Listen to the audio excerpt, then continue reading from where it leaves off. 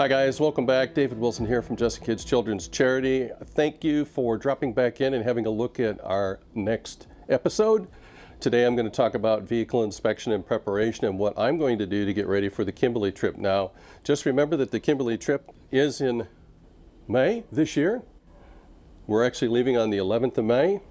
I'll be leaving along before that to go up to Townsville to join some of our other people and go out in convoy from Townsville, and arriving in Alice Springs probably the week before we take off. Now, look, vehicle preparation. This is the time to get things sorted out. You need to get your vehicles inspected. If it hasn't had a service in a while, it's time to get it out to the service people and get them to go through the vehicle from front to back, from top to bottom, including tires, alignment, and also making sure that your belts and fluids are in good condition, remembering that this will be a 7,000 kilometer trek. And again, talk to them about spares that you might want to include in your kit. I'll certainly be taking belts. I'll be taking hoses, and not only for cooling, but also a turbo inlet hose and outlet hose, because they're known to be in issues on my poor old Amarok here. And also other things that might fail.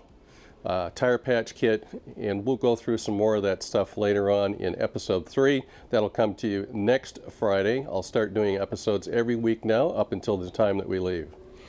So I'm going to stop rabbiting on, and we're going to get stuck right into actually having a look at the vehicle, what I look at, what I'm looking for, things that I know I must fix. Now, I know I need to get my winch serviced, and again, you need to have a look at that as well. Mine hasn't been serviced since we did the Simpson Desert in 2018.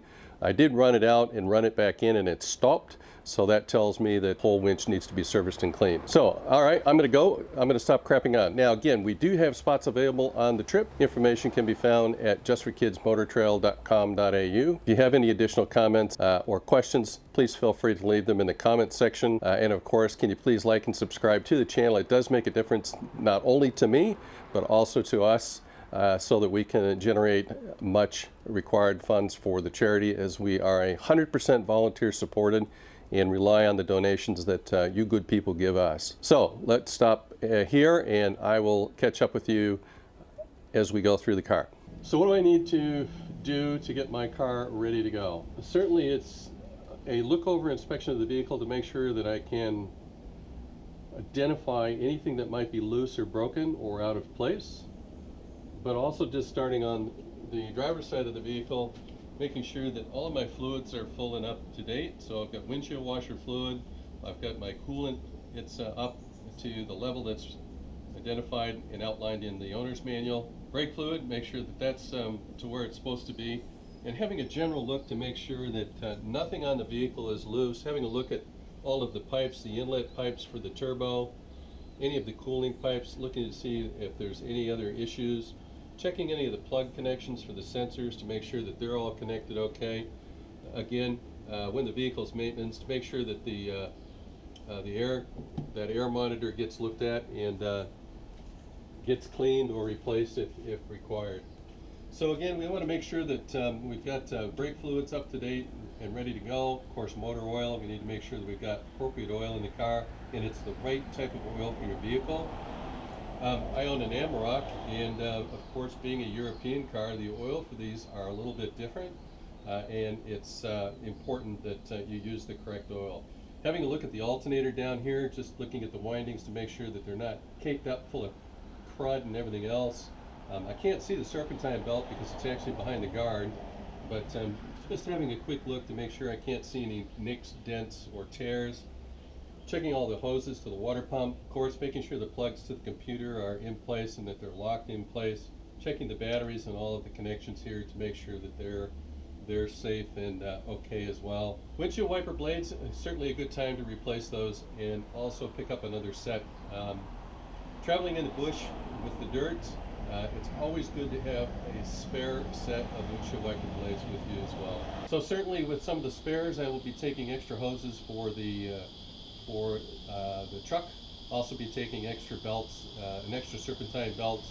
I'll have him look at the alternator and see if I need to carry one of those as well. But again, I only carry the spares that I require for the things that have been known to break down in the past with these vehicles. Air cleaners, you need to make sure that you carry a couple of air cleaners with you. Also oil filters as well, and fuel filters. Now both of those are in a location where I can't get to them here easily. So again, the mechanic will take care of those, and I'll get him to make sure that he shows me where those things are at. So if I need to replace them on the road, I can do that. Just checking over in the back there, there's a diff breather there to make sure that it's clean and dry and there's nothing dripping out of it or anything else.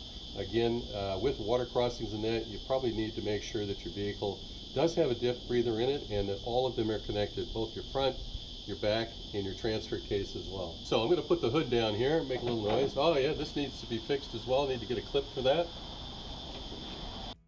So moving to the underside of the car, having a look at the driver tire on the right hand side of the car, having a look at the underside of the vehicle, the recovery points, passenger side tire, having a look at the springs and shocks and the bar work on the passenger side of the vehicle, and then back to the tire, having a look at the tire itself, making sure that the fuel lines and the leaf springs look okay and there's no damages. Now that tire does look like it needs to be repaired, so I'll probably replace all 4 tires before I go. Having a look at the underside of the vehicle and the spare, again make sure it's fit, secure, and full of air. And the underside of the vehicle, just having a look at the springs, the shocks, and of course any of the cabling and fuel tank. Driver's side rear tire, same thing, shocks, springs, and the canopy itself. Having a look at the rooftop tent, making sure it's secured to the roof rack, and the roof rack is secured to the canopy.